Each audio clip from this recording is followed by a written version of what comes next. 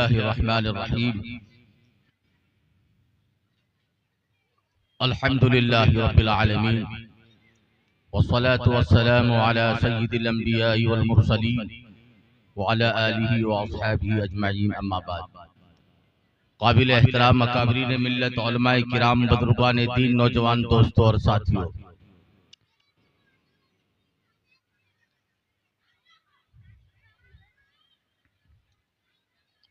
यह आज का वक्त जो हम लोग देख रहे हैं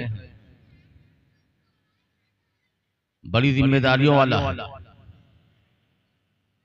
हम सबको समझने की, गौर करने की जरूरत है।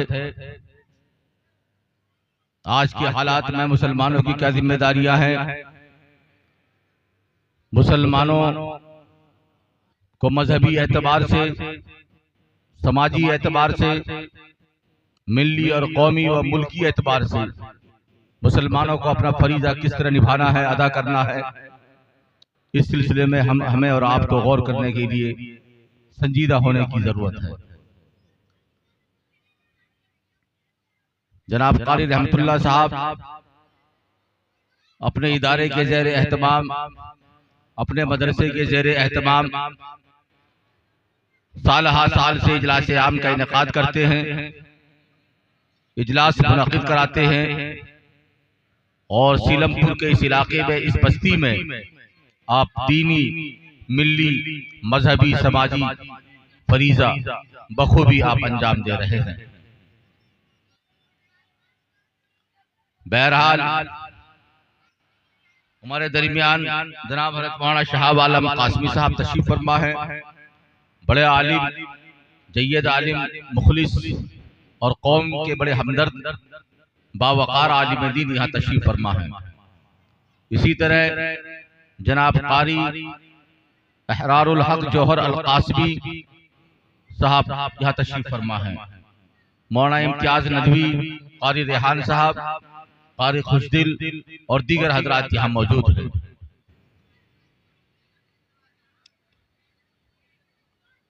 हालात तो उस वक्त भी आए थे कि जब बनी इसराइल पर जुल्म हो रहा था। बनी इसराइल पर फिरौन ने जुल्म किया। यूसुफ अलैहिस्सलाम को अल्लाह रब्बुल इज्जत ने हुकूमत अता फरमाई। आपने मिस्र में हुकूमत के फराइज अंजाम दिए। आपके 11 भाई, आपके वालिद मोहतरम हजरत याकूब अलैहिस्सलाम और आपकी वालिदा मोहतरमा, आपने सबको अपने वहीं मिस्र में अपने पास उनको बुलाया और उनके रहने के आपने इंतजामात किए।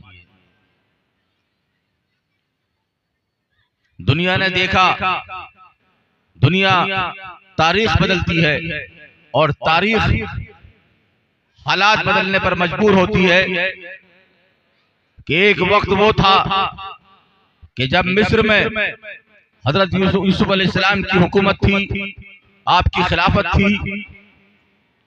आपने पूरे मिस्र की हुकूमत पर जो आपने एहसान किया है, उसको तारीख ने उसको महफूज किया।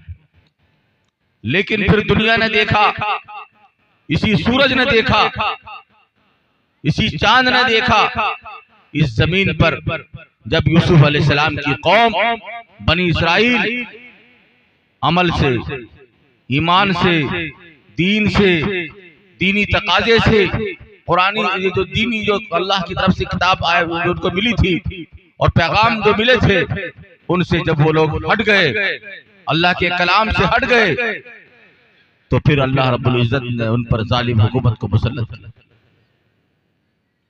उन पर फिरौन को मुसल्लत कर दिया और फिरौन ने वो जुल्म के पहाड़ तोड़े कि बनी इसराइल की चीखें निकल गई, उनकी हुकूमत चली गई।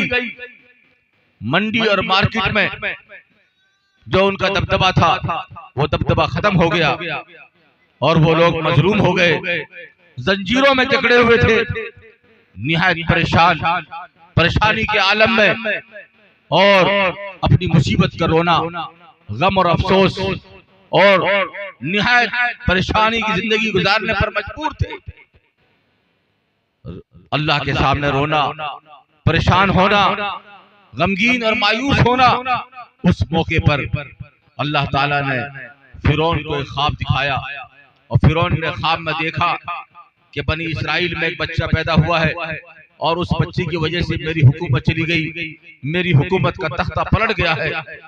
तो फिरौन की जब आंखें खुली वो पागल हो गया कि बनी इसराइल में ऐसा कौन सा बच्चा पैदा हुआ है, ये बच्चा पैदा होने वाला है जो मेरी हुकूमत मेरी हुकूमत के तख्ते को पामाल कर देगा, खत्म कर देगा। तो फिरौन ने ये हुक्म दिया कि बनी इसराइल में कोई भी अगर बच्चा नजर आए या कोई बच्चा पैदा हो उसका कत्ल कर दिया जाए। इतना जुल्म कि औरतें, फैमिली, घर परिवार सब परेशान हो गए कि किस तरह हम फिरौन के जुल्म से बचेंगे, किस तरह हम हालात का सामना करेंगे। ऐसे हालात, ऐसे मौके पर अल्लाह ताला ने मूसा अलैहिस्सलाम को पैदा फरमाया। मूसा अलैहिस्सलाम की वालिदा मोहतरमा ने आपको एक लकड़ी के संदूक में रखा और अपनी बेटी से कहा, मूसा अलैहिस्सलाम की बहन से, कि जाओ इसको दरियाए नील में छोड़ कर आ जाओ। उस संदूक को, जिस संदूक में पैगंबर है, अल्लाह के नबी, अल्लाह के रसूल है, अल्लाह की तरफ से बंदों की रहबरी और क़ियादत करने वाले अल्लाह के पैगंबर हैं, लेकिन उस मौके पर वालिदा ने अपने दिल पर पत्थर रखकर बच्चे को उस लकड़ी के संदूक को दरियाए नील में छोड़ दिया। वो बहता हुआ, वो संदूक बहता हुआ फिरौन के महल की खवातीन, औरतें वहां दरियाए नील पर मौजूद थी। फिरौन की बीवी हजरत आसिया वहां मौजूद थी। उनको बताया गया कि यह संदूक है। आपने कहा कि संदूक खोल के देखिए। संदूक को खोल के देखा गया तो संदूक में एक बच्चा, बहुत खूबसूरत प्यारा बच्चा। फिरौन की बीवी ने कहा, इस बच्चे को हम अपने महल में लेके जाएंगे, हम इस बच्चे को अपने महल में पालेंगे, अपने महल में इस बच्चे की परवरिश करेंगे।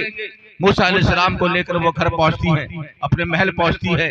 दुनिया ने देखा, तारीख ने देखा कि अल्लाह ताला ने मूसा अलैहिस्सलाम की परवरिश, और मूसा अलैहिस्सलाम अगर जवान हुए तो फिरौन के घर में जवान हुए। फिरौन के महल में आपको अल्लाह ने वहीं पाला, वहीं आपकी परवरिश हुई।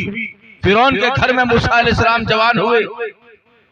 लेकिन अभी हालात अभी आपके साथ थे और आपको मिस्र छोड़ना पड़ा, और मिस्र छोड़ करके आप मदियन की तरफ आप रवाना हुए। जॉर्डन से आगे मदियन का इलाका, वहां आप रवाना हुए और अल्लाह ताला ने आपको एक अपने पैगंबर, अपने नबी हजरत शुएब अलैहिस्सलाम से आपकी मुलाकात कराई, और आप शुएब अलैहिस्सलाम के घर में कई साल तक आपने वहां क़याम किया। आप पैगंबर की सोहबत में रहे, पैगंबर के ज़ेर साया रहे, हजरत शुएब अलैहिस्सलाम के पास आप रहे। फिर अल्लाह की तरफ से आपको हुक्म हुआ, क्या मेरा ये हुक्म है कि अब आप फिरौन के पास जाइए, इज़हब इला फिरऔना इन्नहु तग़ा, कि आप फिरौन के पास जाइए और जाके उनको कहिए कि अल्लाह की ताकत सबसे बड़ी ताकत है। फिरौन ये दावा करता है कि मैं रब्बे आला हूँ, फिरौन ये दावा करता है मैं जमीन पर खुदा हूँ, फिरौन ये दावा करता है कि लोगों की रोजी मेरे हाथ में है, फिरौन ये दावा करता है कि लोगों की जिंदगी और मौत मेरे हाथ में है। आप जाइए फिरौन के पास पहुंचकर कहिए कि तुम्हारे पास कुछ नहीं है, तुम्हारी कोई कुदरत नहीं है, सूरज निकालने वाला अल्लाह है, चांद निकालने वाला अल्लाह है, सातों आसमान का मालिक अल्लाह है, जमीन का मालिक अल्लाह है, इंसान का पैदा करने वाला अल्लाह है, इंसान की मौत और जिंदगी का मालिक अल्लाह की जात है। या आप जाकर के वाहदियक इला रब्बिका फतख्शा फअराहु आयतल कुबरा, मूसा अलैहिस्सलाम दरबार में पहुंचते हैं, अल्लाह की निशानियां दिखाते हैं, अल्लाह की दावत देते हैं। अल्लाह की ताकत बड़ी ताकत है, जमीन और आसमान का बनाने वाली ताकत अल्लाह की ताकत है। फिरौन तिलमिलाता है कि मैं ही खुदा हूँ, जमीन का खुदा हूँ, हुकूमत मेरे पास है, इंसान की जिंदगी और मौत मेरे हाथ में है। लेकिन मूसा अलैहिस्सलाम ने जब अल्लाह की बड़ाई बयान की और अल्लाह की तरफ दावत दी, 9 मौजिज़े आपने दिखाए। आपने एक मौजिज़ा लाठी वाला मौजिज़ा दिखाया, और एक मौजिज़ा आपने हाथों वाला दिखाया, और कई 9 तरह के अज़ाब फिरौन की कौम पर आए, फिरौन पर आए, लेकिन उसके बावजूद भी फिरौन ने नहीं माना। और एक वक्त वो आया जब दुनिया ने देखा, दरियाए नील ने देखा, आसमान और जमीन ने देखा कि अल्लाह ताला ने फिरौन की कौम को दरियाए नील में गर्क कर दिया। मूसा अलैहिस्सलाम अल्लाह के नबी और पैगंबर थे, अल्लाह की तरफ आपने बुलाया, हालात का सामना किया। बनी इसराइल जलील कौम थी, बनी इसराइल को दुनिया में जिल्लत मिली हुई थी, न उनके पास हुकूमत थी, न माल था, न दौलत थी, न कोई ताकत उसके पास थी। लेकिन अल्लाह रब्बुल इज्जत ने मूसा अलैहिस्सलाम को अपना नबी और पैगंबर भेजकर फिर बनी इसराइल को इज्जत अता फरमाई, उनको मकाम अता फरमाया दुनिया में। फिर उनको अल्लाह रब्बुल इज्जत ने रोशन किया। और मूसा अलैहिस्सलाम के बाद फिर बहुत से नबी पैगंबर उनकी कौम में पैदा हुए। हजरत दाऊद अलैहिस्सलाम आए, हजरत सुलेमान अलैहिस्सलाम आए, हजरत उज़ैर अलैहिस्सलाम आए, हजरत ज़करिया अलैहिस्सलाम पैदा हुए, हजरत याह्या अलैहिस्सलाम पैदा हुए। बहुत सारे नबी और पैगंबर फिर बनी इसराइल में पैदा हुए जिन्होंने कौम की रहबरी और कौम को सही रास्ता दिखाने के फर्ज को उन्होंने अंजाम दिया। अब इस आज के हालात, हम लोग, आप और हम यहाँ सीलमपुर में, यहाँ जलसे में हम लोग बैठे हुए हैं, अपने उलमा की ज़ियारत कर रहे हैं, अपने उलमा की बातें सुन रहे हैं। याद रखिए रसूलुल्लाह सल्लल्लाहु अलैहि वसल्लम ने फरमाया, उलमा उम्मती का अंबिया बनी इसराइल, कि मेरी उम्मत के उलमा ऐसे हैं जैसे बनी इसराइल के अंबिया किराम का मुकाम है। नबी नहीं है, पैगंबर नहीं है, लेकिन अल्लाह रब्बुल इज्जत ने दुनिया में मुसलमानों की रहबरी करने, दुनिया में मुसलमानों को लेकर चलने के लिए, दुनिया में इंसान की हिदायत के लिए, इंसान को इंसान बनाने के लिए अल्लाह ताला ने फिर उलमा किराम की जमात तैयार की। ये उलमा, ये काबिरी, ये हमारे जितने भी जो आप देख रहे हैं, ज़ियारत कर रहे हैं, ये बहुत बड़े काम कर रहे हैं, बहुत बड़े फराइज को अंजाम दे रहे हैं। दीनी एतबार से, मजहबी एतबार से, समाजी एतबार से, मिल्ली एतबार से, मुल्की एतबार से, इंसानी एतबार से, समाजी एतबार से आप तमाम फराइज को हमारे उलमा किराम अंजाम दे रहे हैं। पूरी दुनिया में आज अगर मुसलमानों के लिए हिदायत का कोई सबब, कोई जरिया है, मुसलमानों के पास अगर कोई अल्लाह की नेमत है, मुसलमानों के पास अगर कोई तोहफा अल्लाह की तरफ से है, वो कुरान मजीद है। अल्लाह रब्बुल इज्जत ने कुरान मजीद अपनी तरफ से नेमत की शक्ल में एक तोहफा अता फरमाया है, लेकिन मुसलमानों को अभी इसकी कदर नहीं, मुसलमानों को इसका एहसास नहीं है कि कुरान मजीद अल्लाह रब्बुल इज्जत की कितनी बड़ी नेमत है, ये कितनी अहम किताब है। ज़ालिकल किताबु ला रैब फीहि हुदल लिल मुत्तकीन। तो कुरान मजीद के एक एक हर्फ, एक एक लफ्ज, एक एक आयत, एक एक मफहूम और मतलब और माने और तर्जुमा, वो सब अल्लाह की तरफ से महफूज है। जनता कॉलोनी, वेलकम सीलमपुर, दिल्ली से बाहर पूरे भारत में और भारत से बाहर दुनिया के किसी भी देश के अंदर, अमेरिका, जापान, इंडोनेशिया, मलेशिया या दुनिया के किसी भी खित्ते अफ्रीका में कहीं भी अगर किसी मस्जिद के अंदर या घर के अंदर कुरान मजीद रखा है, कुरान मजीद वहाँ मौजूद है, कुरान मजीद वहाँ महफूज है, तो जो कुरान मजीद मक्कतुल मुकर्रमा में और मदीना मुनव्वरा में है, वही कुरान मजीद दुनिया के हर जगह मौजूद है। कोई हर्फ में, किसी लफ्ज में कोई तब्दीली नहीं। इतनी बड़ी नेमत, इतना बड़ा तोहफा मुसलमानों के पास मौजूद है। क्या ईमान वालों, हमारी आपकी ये जिम्मेदारी है कि हम कुरान मजीद से अपने आप को, अपने रिश्ते को मजबूत करें, कुरान मजीद को अपने सीने से लगाएं, कुरान मजीद से हम अपने आप को करीब करें, अपनी औलाद को, अपने बच्चों को करीब करें। अभी शब बरात का मौका आ रहा है। शब बरात के इस मौके पर जगह जगह हमारे बच्चे शब बरात में इबादत का एहतमाम करते हैं, मस्जिद में पहुंचते हैं, मस्जिद में अल्लाह की इबादत करते हैं, नमाज पढ़ते हैं, नफिल पढ़ते हैं, क़ज़ाए उम्री पढ़ते हैं, तिलावत कुरान मजीद करते हैं। बाज़ लोग कब्रिस्तान पहुंचकर वहाँ इसाले सवाब का एहतमाम करते हैं। शब बरात का मौका भी 13 फरवरी को शब बरात का मौका है। 13 फरवरी में शब बरात है। ईमान वाले उस रात में अल्लाह की इबादत करते हैं और अपने वक्त को इबादत में गुजार कर अपना एक फरीज़ा अदा करते हैं। फिर 2 हफ्ते के बाद रमजान का मुकद्दस महीना आने वाला है। रमजान का मुकद्दस महीना बहुत करीब है। रमजान के मुकद्दस महीने की हमारी क्या तैयारियां हैं, किस अंदाज से हमें रमजान के मुकद्दस महीने की तैयारी करनी चाहिए। घर में शादी का मौका होता है तो तैयारियां होती है, घर में अगर कोई प्रोग्राम होता है प्रोग्राम की तैयारियां होती है, घर में मेहमान आने वाले होते हैं तो मेहमानों के इस्तकबाल की तैयारियां होती है।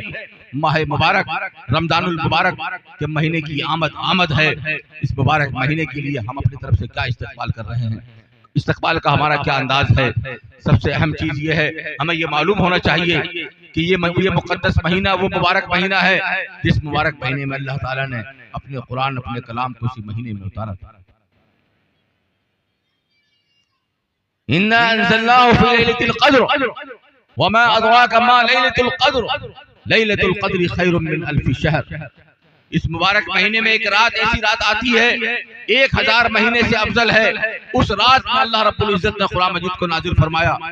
मुबारक रात, रमजान का महीना, और मुसलमान अपने आप को कहीं ऐसा ना हो कि ये रमजान का महीना हमसे ज़ाय हो जाए। अभी से हमें तरतीब बनानी है और रोजे के एहतमाम, रोजे रखने की फिक्र करनी है, तिलावत कुरान मजीद के एहतमाम की फिक्र करनी है, अपने बच्चों की तरबियत, अपने बच्चों की तालीम, अपने बच्चों को कुरान मजीद से वाबस्ता करना, कुरान मजीद की तिलावत की तरकीब देना। अपने घर में औरतों बच्चों को अभी से फिक्र करने की जरूरत है कि हम माह मुक़द्दस में, रमजानुल मुबारक में हम अपना वक्त किस तरह कामयाब कर सकते हैं। तरावी की नमाज, रोजे, ज़कात, सदक़ात का एहतमाम, शहर का एहतमाम, इफ्तारी का एहतमाम, इफ्तार कराना, मुसाफिरों को मोहल्ले में, एक ऐसा महीना है, ये बरकत का महीना है। इस महीने का हम सबको इस्तकबाल करना है। ये कुरान का महीना है, इस मुबारक महीने का हम सबको इस्तकबाल करना है। और आम तौर पे हम लोग ये सोचते हैं कि रमजान का महीना आ रहा है, ये कितना खर्च होगा, कपड़े आएंगे, घर के बहुत सारे सामान आएंगे, बहुत सारी जरूरत पूरी करनी होगी, कितना खर्च होगा। जब इंसान सोचता है, लेकिन जब ये महीना आता है उसे ये महसूस नहीं होता कि सारे काम कहाँ से पूरे हो गए। बरकतों का ये महीना, रहमतों का ये महीना है, हम सब के लिए ये जरूरी है। हम सब अभी से ये नियत करें, हम इस माह मुक़द्दस की, हम लोग अभी से इस माह मुक़द्दस का इस्तेमाल करें। आज हम सबको ये सोचने की जरूरत है कि रमजान के मुकद्दस महीने में हम नमाज तरावी का एहतमाम कर रहे हैं, तिलावत कुरान मजीद का एहतमाम कर रहे हैं, नमाज का एहतमाम कर रहे हैं, नवाफिल का एहतमाम कर रहे हैं, अपनी जबान की हिफाजत कर रहे हैं, गाली गलौज, लड़ाई झगड़े से अपने आप को बचा रहे हैं। इसकी फिक्र करने की जरूरत है। आज मुसलमानों की बड़ी जिम्मेदारी है कि आज हम लोग, यकीनन हम लोग लिए बहुत अफसोस का मसला है, बहुत अफसोस का मौका है कि जो हमसे कुरान मजीद का हक अदा होना चाहिए, शरीयत का हक अदा होना चाहिए, दीन का हक अदा होना चाहिए, आज वो हक अदा हम लोग नहीं कर रहे हैं। और यही वजह है कि बहुत सारे हालात के हम लोग शिकार हैं, बहुत सारी चीजें ऐसी हमारे सामने है जिससे हमें दीन के एतबार से भी, दुनियावी एतबार से भी हमारे लिए बहुत सारी रुकावटें हमारे सामने हैं। इसलिए हम लोग, हमारे उलमा, हमारे बुजुर्गान दीन इस बात की नसीहत कर रहे हैं, इस बात का पैगाम पहुंचा रहे हैं कि हम लोग इस मुबारक महीने की कदर करें, अपने आप को कुरान मजीद से वाबस्ता करें, कुरान मजीद को पढ़ने की, समझने की कोशिश करें। और एक बात मैं और कहता हूँ कि कोई ये नहीं कह सकता कि कुरान मजीद का कोई लफ्ज पुराना हो गया, कुरान मजीद का कोई मफहूम या कोई मतलब पुराना हो गया। आपको मालूम होगा कि एक बार एक साइंटिस्ट ने एक रिसर्च किया और उंगलियों के बारे में कि इंसान की जो उंगलियों के निशान है, इंसान की उंगलियों की ये पोरवों के निशान है, ये किसी से मिलते जुलते नहीं।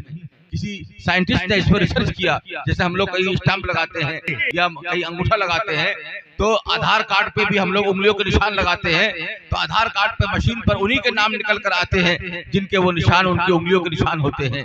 तो उन्होंने रिसर्च किया कि किसी की उंगलियों के निशान किसी से मिलते जुलते नहीं है। तो एक बहुत बड़े आलिम को ये मालूम हुआ और वो उनके पास पहुंचे और जाकर उनको बताया कि कुरान मजीद में इसका जिक्र मौजूद है, कुरान मजीद के अंदर इसका तस्करा मौजूद है कि इंसान की उंगलियों और धारियां और इंसान के पोरवों का तस्करा कुरान मजीद के अंदर मौजूद है। उन्होंने कुरान मजीद की आयत पढ़ के सुनाई, बला कादरीना अला नुसव्विया बनाना, बला कादरीना अला नुसव्विया बनाना, कि अल्लाह ताला इंसानों को दोबारा जिंदा करने पर इस तरह कादिर है कि जिस इंसान को कब्र में दफन किया गया, एक कब्र में कितने लोग दफन हो चुके हैं, अगर जो मुर्दा, जो इंसान उनकी उंगलियां जैसी थी, उनकी उंगलियों के पोरवों के निशान जैसे थे, उनकी धारियां, उनकी लकीरें जैसी थी, हम उन लकीरों के मुताबिक दोबारा इंसान को जिंदा कर देंगे। अल्लाह ताला ने फरमाया कि इस बात पर कादिर।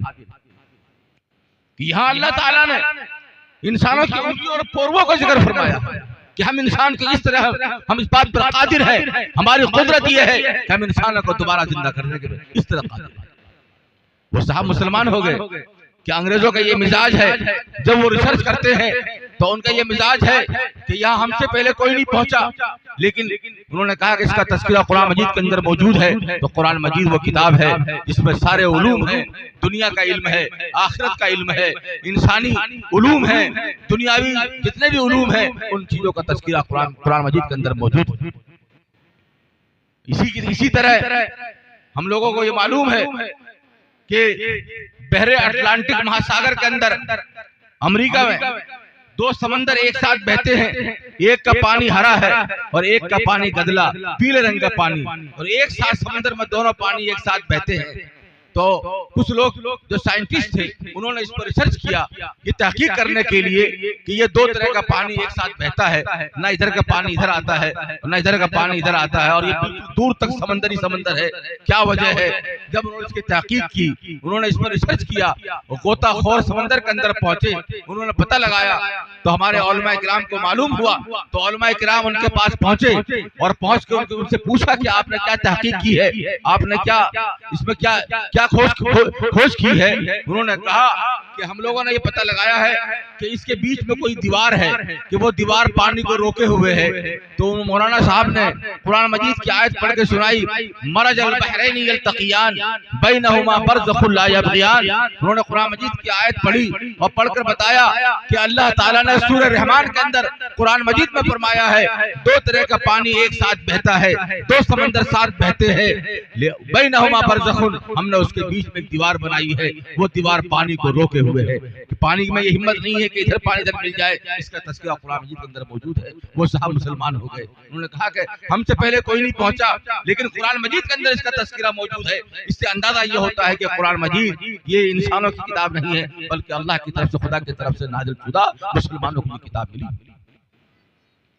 इसलिए मेरे बुजुर्गों और दोस्तों, बहुत अहम ये मौका, ये सादत और ये हसीन मुबारक मौका हम सबको अता हुआ है कि हम लोग अपने वक्त की कदर करें। लेकिन आज अफसोस की बात यह है कि हमारे बच्चे अपने वक्त को ज़ाय कर रहे हैं मोबाइल के अंदर। सबसे अहम जो मर्ज इस वक्त है हमारी जिंदगी में, जो सबसे बड़ा मर्ज अगर है वो है मोबाइल है। कि मोबाइल में हमने अपने आप को वीडियोस वगैरह में और यूट्यूब के अंदर बहुत सारे ऐसे वीडियोस के अंदर हम लोगों ने अपने वक्त को ज़ाय किया है और कर रहे हैं। हमारे बच्चे अगर घर में, अगर हम लोग 5-6 लोग बैठे हुए होते हैं, 10 लोग बैठे हुए होते हैं, तो आपस में बात नहीं करते हैं, बल्कि सबके सब मोबाइल में लगे हुए होते हैं। कहीं देखो, पुलिस को देखो तो वो मोबाइल में लगी हुई है, किसी और दुकानदार को देखो वो मोबाइल में है, किसी के अगर दुकान के सामने ग्राहक खड़े हुए हैं, लेकिन दुकानदार अपने मोबाइल के अंदर मसरूफ है, मोबाइल में बिजी है।